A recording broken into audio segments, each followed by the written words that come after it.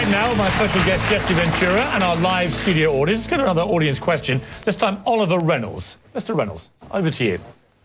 Good afternoon, Mr. Ventura. Hi. My question to you is, as a former Navy SEAL, do you agree or disagree with the recent release book by the 6-member SEAL team and the objections of the Pentagon? I don't have a problem with it. The op was over a year ago, and I feel I have a right to know what went on because our entire military is paid by my tax dollars, and I believe I have every right to know what they spend my tax dollars on. And I also would like to hear from boots on the ground. I don't want to hear from the media what happened in the op. I don't want to hear from bureaucrats in Washington what happened on the op. I would like to hear from boots on the ground, somebody that was actually there, so that I can make a determination. But how does it help, Jesse, if, I mean, my brother's a British Army colonel and has done tours of Afghanistan and Iraq and so on. Sure. How does it help operationally if all the guys around are all wondering who's going to put this in a book? I mean, surely they all sign up, don't they, to not write about their experiences? Well, he's out now. He's a civilian now. And I just, you know, to me, he has the First Amendment rights, or he should have them. If he's not giving away anything that's listed under national security or that could affect anyone in the future operations, I say, why not? Like I said, I'd like to hear from boots on the ground what actually happened there, not some fragmented story that comes out of Washington telling me what happened. So I don't have, and besides, you, the media and the SEALs themselves have allowed themselves to become like the Green Berets in the 60s and 70s now. I don't like the fact that you even know we exist, because back in the 60s and 70s, nobody even knew who we were. Well, that's out of the bag now. Hollywood's made plenty of films. You've had my friend Dick Marcinko, who created SEAL Team 6. He's written a half a dozen books. So if the creator of SEAL Team 6 can write books about what they do, what the heck? If he doesn't put in jeopardy anyone, why is our government so up in arms about that he does this? What we're all agreed on is that the death of Osama bin Laden was a good thing. But be honest, is America any safer now than it was when he was killed? Or from all we're seeing now in the Middle East, all the uprisings, all the kind of reverse Arab Spring, if you like, are you concerned that it may be a hornet's nest that's getting out of control? No, because I think that lots of times these uprisings are orchestrated. I believe in the works of Colonel L. Fletcher Prouty when he said, nothing just happens, everything is planned. I truly believe that. And so these uprisings that are happening right now, we don't know really who's behind them. They could be our own CIA helping to do it. Right, well, who knows? But did we know who we were backing? I mean, that's one of the key questions. Backing at what? Well, in Libya, in Egypt. I have no idea. You know, all these countries.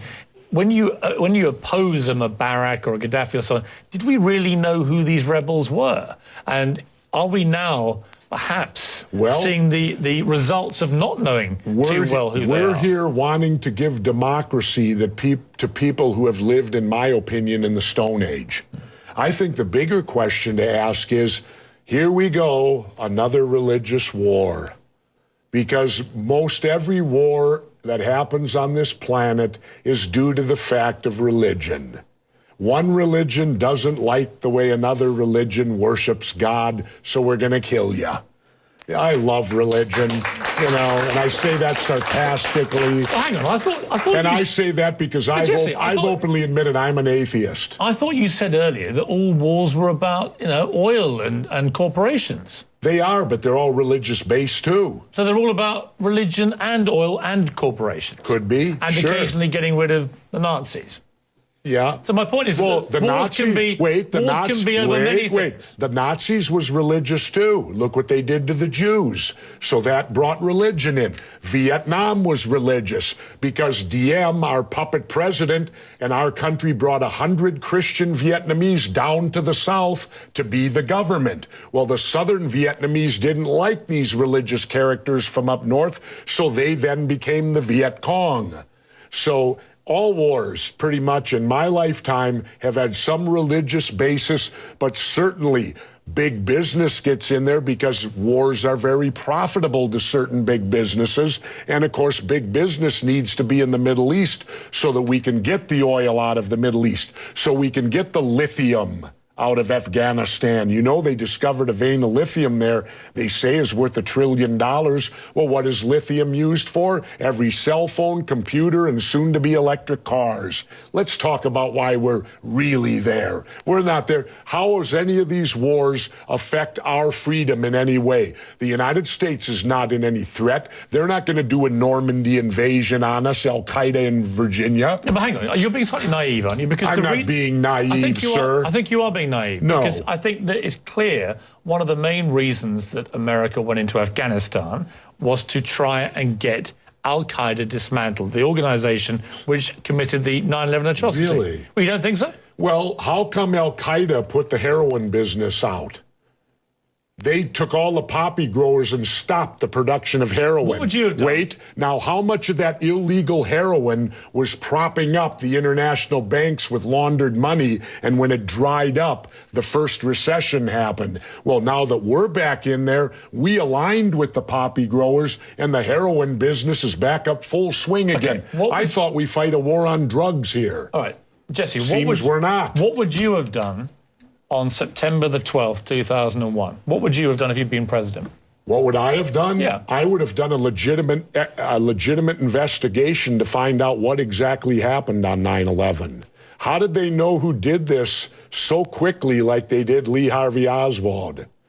How quick they knew Lee Harvey Oswald killed Kennedy. Because the people who did it were identified and we knew who they were. Well, then why couldn't we have stopped them beforehand if they were identified and we knew who they were? It was a failure of intelligence. Everyone's accepted that. No, it wasn't. We knew before with Condoleezza Rice's memo on August 6th when it stated right in the memo, bin Laden to steal planes and run them into buildings. And more stuff is coming out now also, how much the Bush administration ignored the intelligence. It was almost like they ignored it because they wanted it to happen. Oh, come off it, Jesse. No, not oh, come off it. Wait a minute. No. Every war fought starts with a false flag operation. You can't, in all seriousness, sit there and try and make out anybody in the Bush let me ask you this, Piers. Wait a minute. Let me ask you something. How much studying have you actually done of 9/11 other than what the government's told you and what mainstream media has told you? I've been studying it 4 years. I was editor of a national newspaper. I've talked to people. Wait a minute. In depth every day for 5-6 months. Really? So I know a lot about it. Well, one thing I do know is, let me ask you this then. You cannot say that any member of the Bush administration knew it was going to happen or wanted it to happen. It's a ridiculous thing to say. Ridiculous. Okay, let's talk about your BBC. I have a tape of a BBC reporter broadcasting directly back to England talking about a third building has collapsed. World Trade Center Building 7 talks for 7 minutes. All the while she's talking, World Trade Center Building 7 is still standing right behind her. It didn't fall for another half hour, yet they were doing a pre-broadcast back to England that, yes, it's true, you need to that this building fell and it hadn't fallen yet. If you're trying to make out the British Broadcasting Company, one of the most respected news organisations in the world, was inventing huge buildings falling over, you need to have a break, Jesse. We'll come back after the break and we'll talk about Israel and Iran. Are you kidding me? This is a fact, my friend.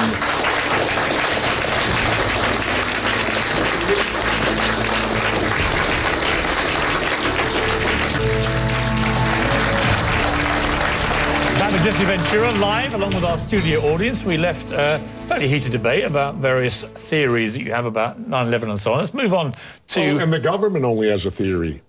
Right, well, the government has No, this is a theory. Their theory is 19 Islamic radicals armed with box cutters defeated our multi-billion-dollar air defense system, all while conspiring with a bearded guy in a cave in Afghanistan. That is exactly what happened. That's their theory. No, that's not a theory, it's a fact. That's their theory. No, Jesse, that's a fact. That's what happened. Really? Yes, I'm sorry to kill your conspiracy theories, but that is what happened. Then why haven't anyone been brought up for trial? Because they haven't given one shred of evidence in a trial. In case you missed the story. Well, then what do we got all these guys in Gitmo for?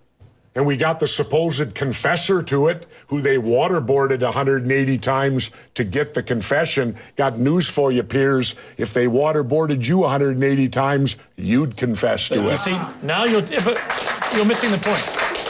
On that very point, I don't agree with Guantanamo Bay. I didn't agree with the waterboarding, personally. But let's move on. Let's move on to Iran and Israel. If you were the American president, with all the jungle drums beating now about Iran, would you take any military action? Well, first, let me state that Iran has to do this. Because if you notice, the United States doesn't mess with any country that's got nuclear capabilities. They only mess with countries that don't. So all countries that don't have it strive to get it because it's a safety mechanism to have it. So of course Iran's going to try to get the stuff. Should they be allowed to have them? Should they be allowed to?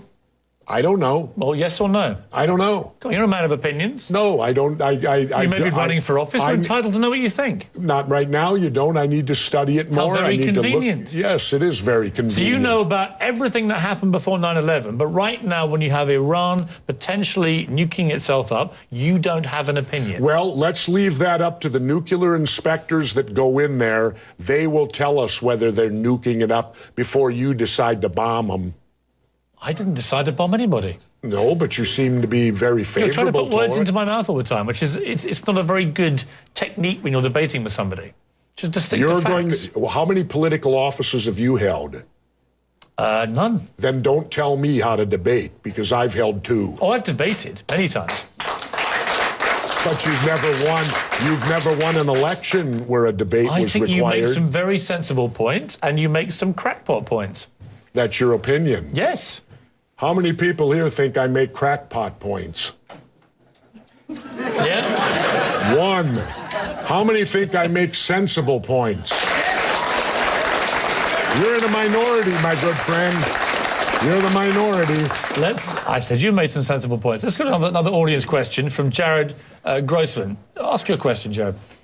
Hello, Governor. Yes. I'd like to know why you think that politics in America today, why has it become so polarized and why has it become so hate-driven? And how do you think we can fix that? Well, politics in America, the major problem is the Democrats and Republicans, as I explain in my book, Democrats and Republicans, No More Gangs in Government, they've created a system based completely on bribery. Now, if we do bribery, it's hypocrisy. If we do bribery in the private sector, we go to jail.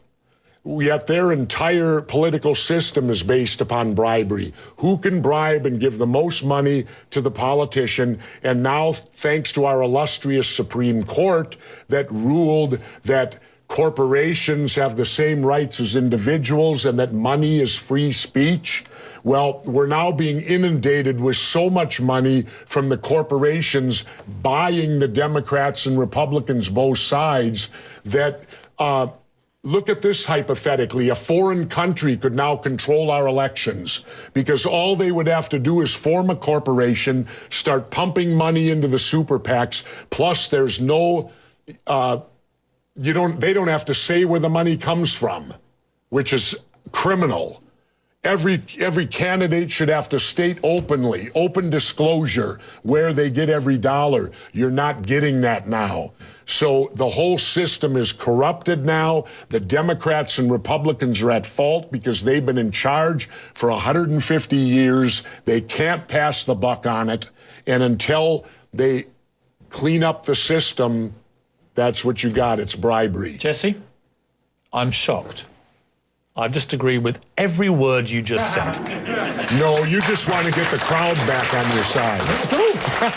Not at all. As I said to you, I agree. I'm teasing you. I agreed with every word. I think the whole super PAC thing is completely out of control. And you're right. In the end, China right now could finance a run for the presidential election with one of their sponsored people from one of their companies. It's completely ridiculous. I think that this ruling could be the downfall of our country. And the only way we can stop it is to amend the Constitution. Yeah, That's the only way you can overrule the Supreme Court, and we need to do that. Let's take a break, Jesse. Okay. We'll come back and talk about Clint Eastwood, the empty chair, and gun control.